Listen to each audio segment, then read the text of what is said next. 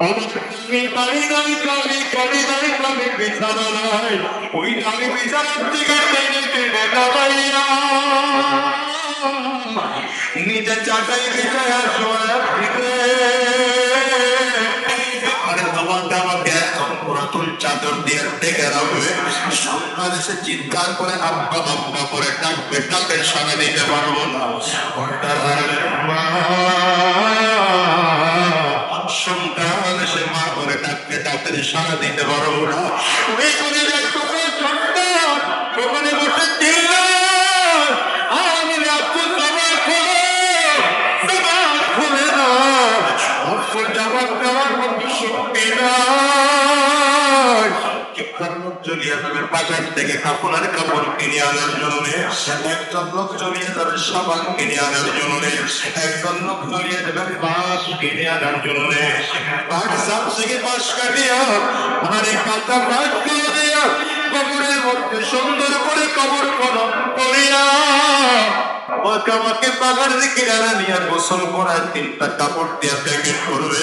একটা মাথার মধ্যে বাঁধবে আর একটা কবরে বাঁধার একটা পায়ের মধ্যে বাঁধিয়া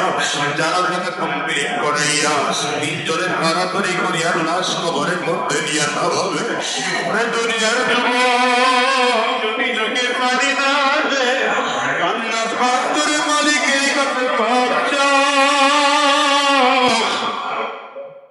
আরে কবরের মধ্যে লাশটা যখন নামাবে পায়ের বাঁধ খুলে পাশার বাঁধ খুলে পাশার বাঁধ খুলে দেবে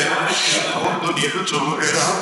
একটা করে পাশ বিছায় চাটাই দিতে আরম্ভ করবে মাটির চাকা কথা তোমার মত অন্ধকার হইয়া যায় আল্লাহ ওই ঘরে গিয়া বাকি জানাবে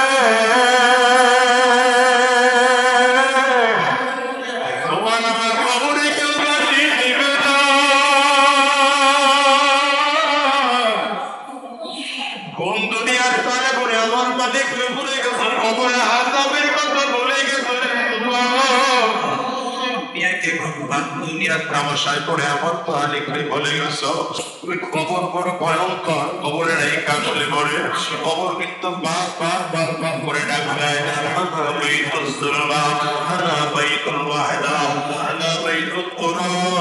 আমি বড় একাকী ঘর আমি বড় অন্ধকার ঘর আমার কাছে সাথী নাই পাতি নাই দুনিয়ার কোনো কিছুই নাই আমি শুধু দিনই ভালো আমল করে যদি আসতে পারো আমি খবর